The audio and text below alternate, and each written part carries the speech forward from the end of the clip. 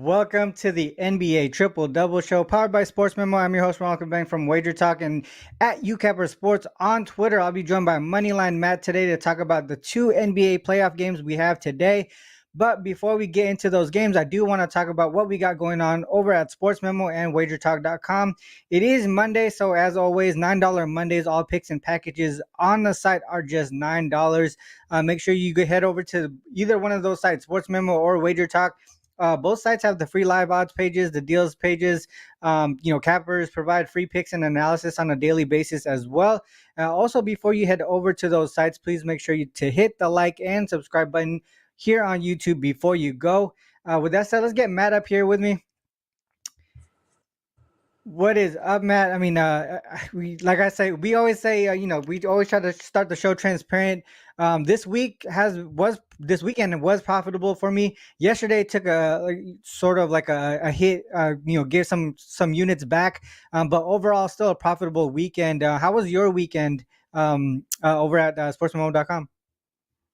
I had a really good weekend. We talked, I remember last Monday, and I went 2-5. It was a bloody weekend, and this week was very good. I went 11-3, 7-2 on the weekend, so bounced back very well. We had the 76ers money line yesterday. We had Marcus Smart points plus assists, and then we had the Nuggets at night, and that just didn't go exactly how I thought.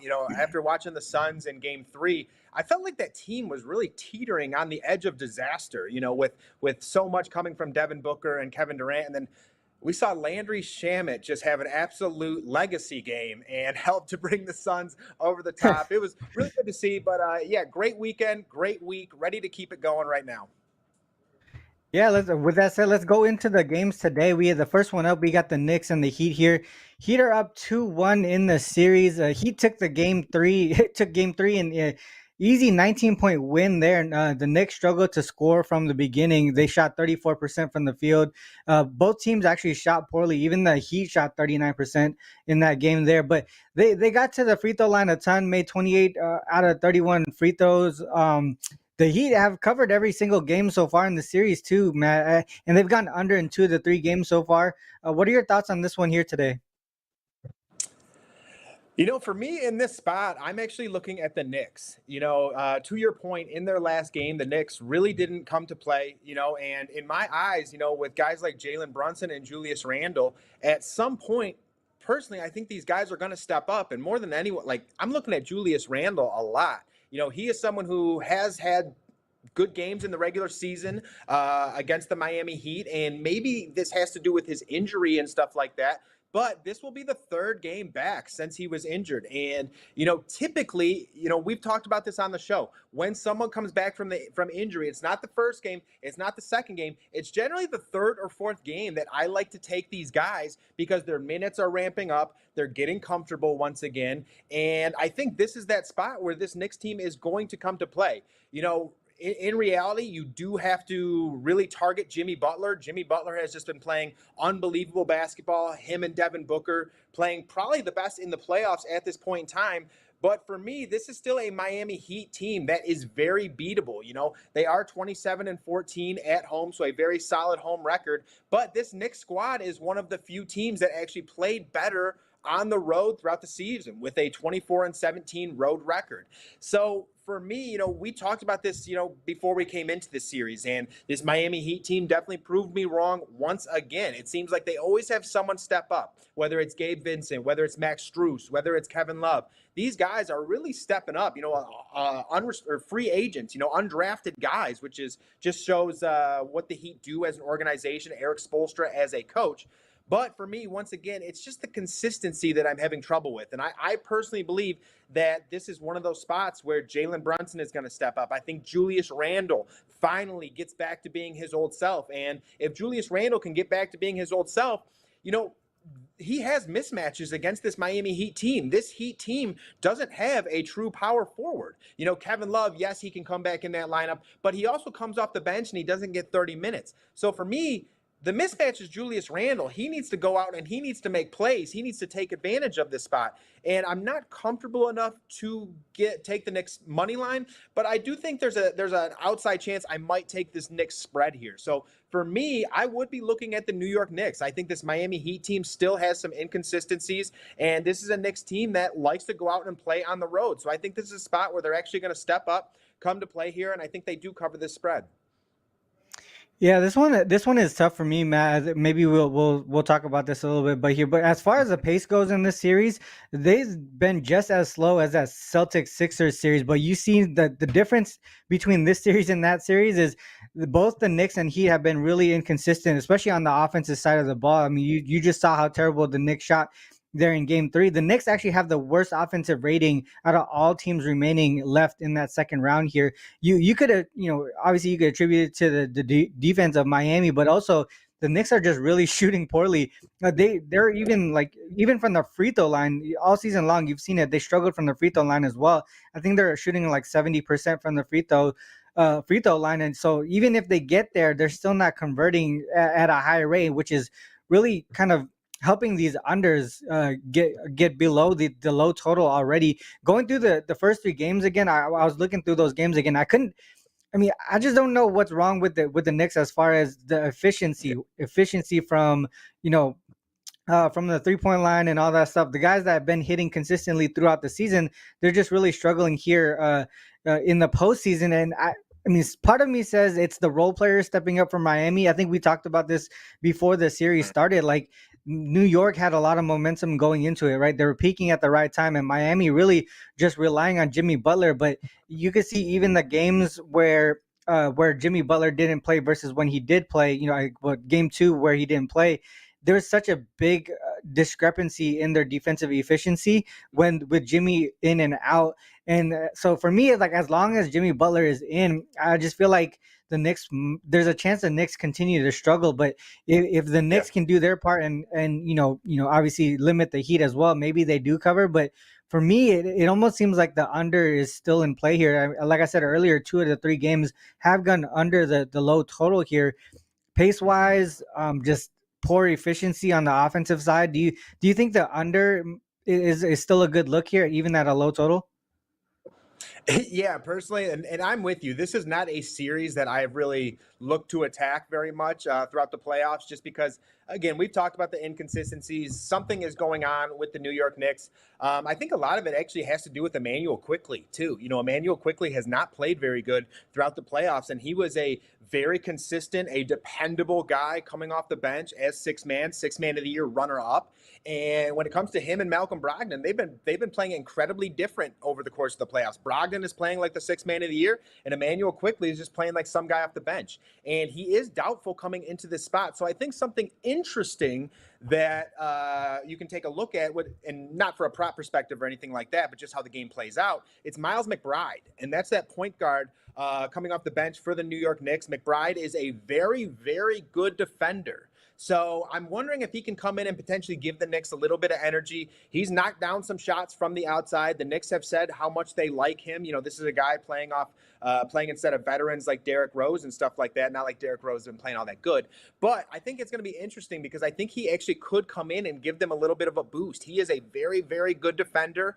He'll be going up against Gabe Vincent and Max Strus, guys that aren't all that good off the dribble. They like to get to their spot. They like to pull up. But yeah, to your point, again, if Emmanuel Quickley is out here as well, that's another guy who potentially comes in off the bench, scores, maybe gets you 10 points. Hasn't lately, but because of that, that under does look really good. It's going to be Brunson, it's going to be Barrett, and it's going to be Randall. And it seems like every single game, one of those guys has struggled. And other than the Miami Heat, Jimmy Butler's going to go out and get it. But who's the other guy? Is Bam Adebayo going to have a good game or a bad game? He's just like Anthony Davis with that hot cold. You can't have 2 good games in a row generally. So I would be with you. Both of these teams are, in my eyes, still very inconsistent.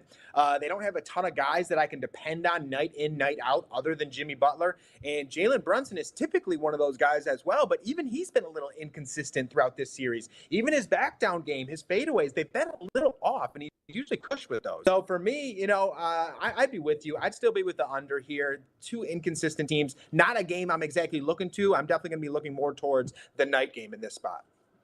Gotcha. Well, with that said, let's move on to that game there. The Warriors and the Lakers here. Lakers lead the series 2-1.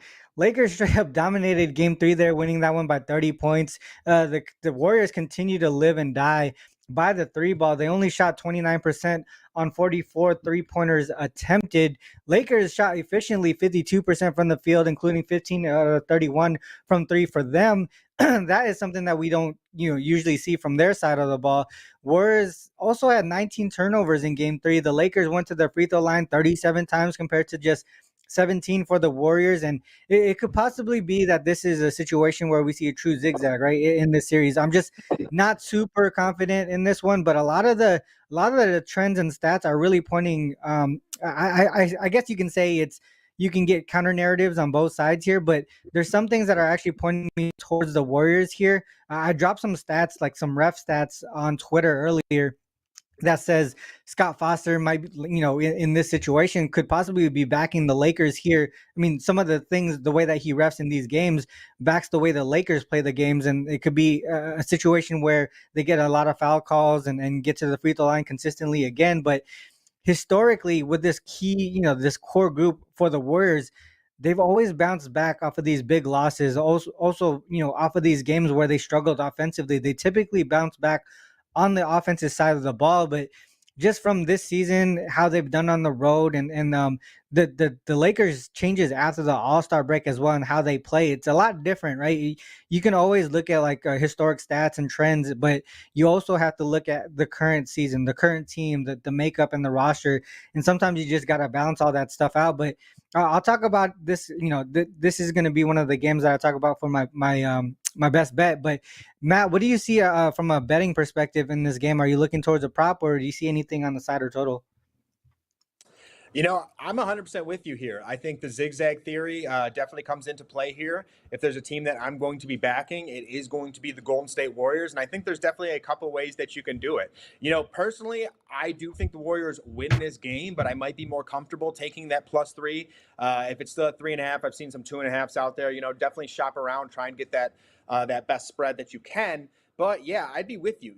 Last game, a lot of it came down to those free throws. To end that half, the Golden State Warriors went on a nice run. They got it close again, and then it was just free throws, free throws, free throws. And when you have a discrepancy of whatever it was, 37 free throws for the Lakers, 10 or so for the Warriors, whatever that may be, it's going to be tough to overcome that no matter what it was. And, I personally do believe in some of the outside stuff where LeBron James and Steph Curry in a series together. I think this league wants it to go 7 games. And, whether that might help the Warriors here, or maybe, with the spread and they go out and get game 5, something like that. I definitely believe in this zigzag theory. And this is a championship caliber team.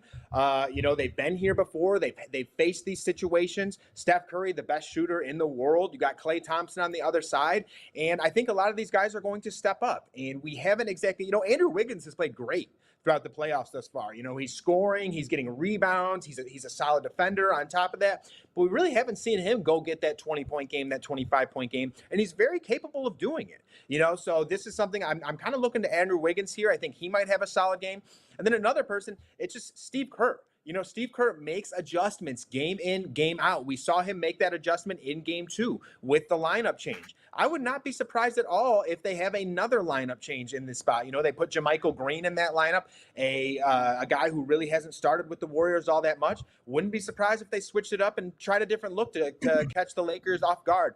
I don't think it's going to be Jordan Poole joining that starting lineup, but I do think Steve Kerr can switch it up. He's one of the best coaches throughout the NBA, and again, for this Lakers team, they've been playing great basketball, but LeBron James hasn't had that 30-point game or anything like that either. I'm curious to see what would occur if, say, D'Angelo Russell has an off game and, say, Austin Reeves has an off game.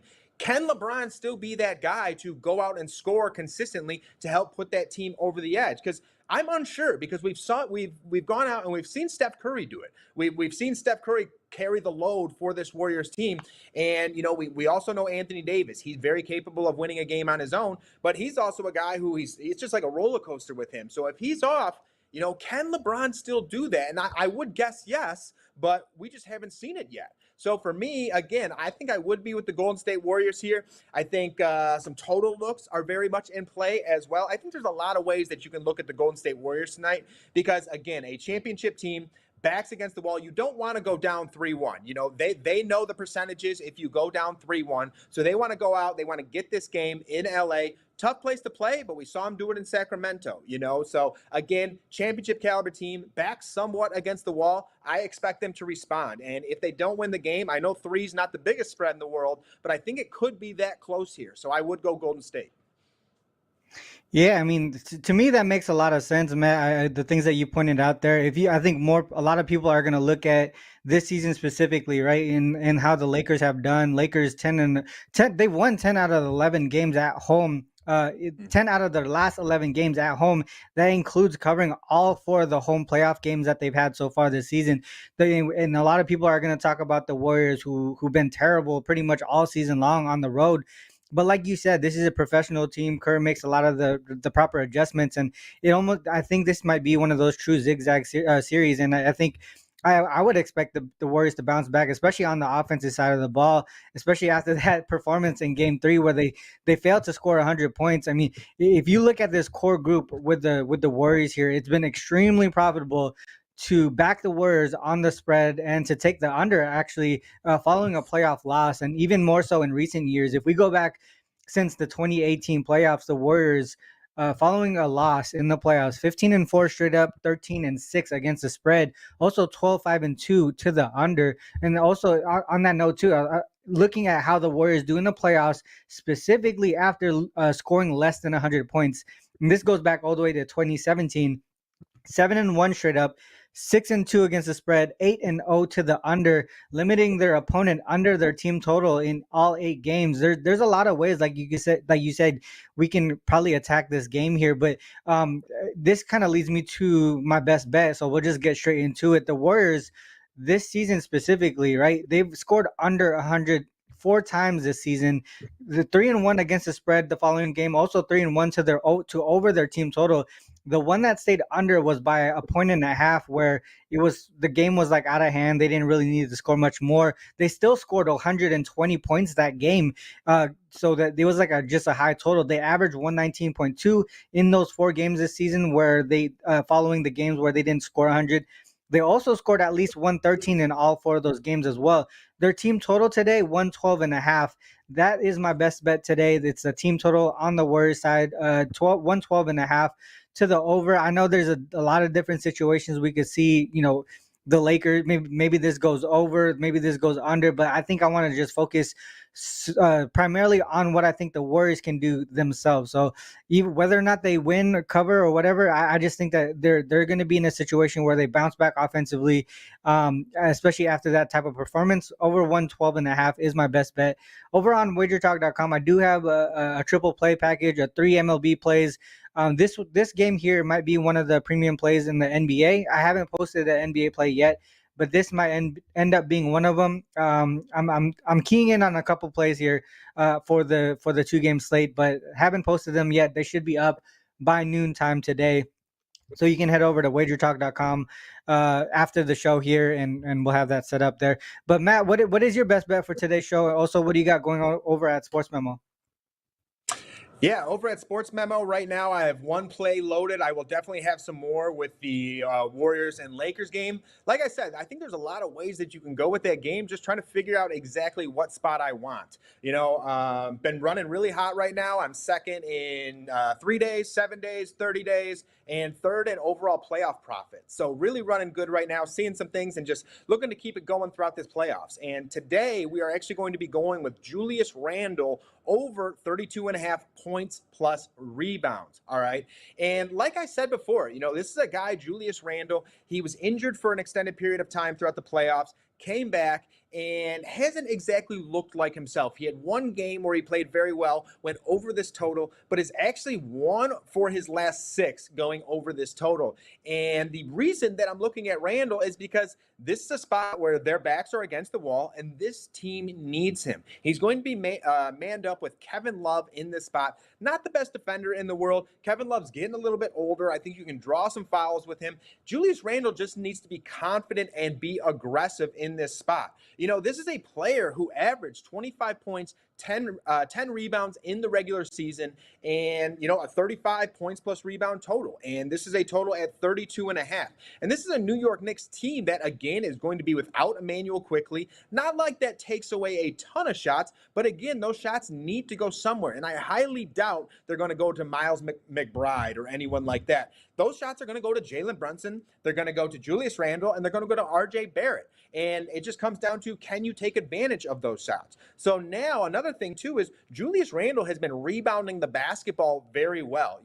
These star players, if they're not shooting very well, they get aggressive on the boards, they get aggressive on defense, things like that. And Julius Randle does have the second most rebound opportunities on the New York Knicks, just behind Mitchell Robinson. So again, I think this is a great spot, and I think this is a spot where Julius Randle is actually going to lead this Knicks team in scoring. I think he goes out there. I think he's going to be very aggressive. I think he's going to get through the free throw line as well, and that's very key because once again, this is a Miami Heat team where if you get Kevin Love to the free throw line, there's no one else. Then you're putting Caleb Martin in at the 4, and Julius Randle should absolutely eat. You're going to force that Miami Heat team to maybe turn into a zone or a box and one, something along those lines. So for me, again, I just think this is a mismatch, and Julius Randle needs to take advantage of it. His first game against the Miami Heat, I believe he had 25 points, 25 points, 12 rebounds. That's kind of what I expect from him in this spot. Again, it's a great mismatch. I expect him to be aggressive here. And one of Julius Randle's best games of the season, if you can recall, was against this Miami Heat team. He had 43 points. He hit a buzzer beater. And one of the reasons I know that is because one of my 4% best bets are 15-4 in 2023. 3 of them have been buzzer beaters, the losses, and one of those was Julius Randle. So I remember it very well. I know what he can do. We all know what he can do if he gets hot. I think this is one of those games. I'm backing Julius Randle over 32.5 points plus rebounds tonight. Yeah, I think out of all the guys there on the Knicks squad, if the Knicks have a chance to win, he's gonna be that guy that has to be the person, to take over this game here. I like that best bet. I do. I like how do you know his 3-point prop by chance? I feel like he's gonna have to. I think he's gonna have to be the guy that extends the court there a little bit. I mean, I know it's a little bit different look of what we've been seeing, but if he gets over, I think he's gonna be from the 3-point line. To be honest, I think that's just a way that they have to shift their game. No, for sure. And it's kind of interesting. I want to say 1.5, but I'm unsure because it's so inconsistent. It's 0 for 5, 3 for 9, 0 for 3, 0 for 4, 2 for 10, 3 for 7, 3 for 10 in the playoffs. So he's getting the opportunity. He's just not making them, right? I mean, we've seen in the regular season where there was days where he just got hot, like just from the 3-point line, and he would check them up, like heat check every single time. Oh, 100%. And if you're getting 10 shots, like it's all about the volume. You know what I mean? Like even the other 2.5 juice to the over, says Eric, for our producer there. To be honest, dude, I mean, I would think if he goes over that 32.5, I think it's primarily going to be from the 3-point line, because I mean they've kind of been limiting him in the paint a little bit, and they don't really make their free throws either. So I would think the 3-point prop might be a good way to go too.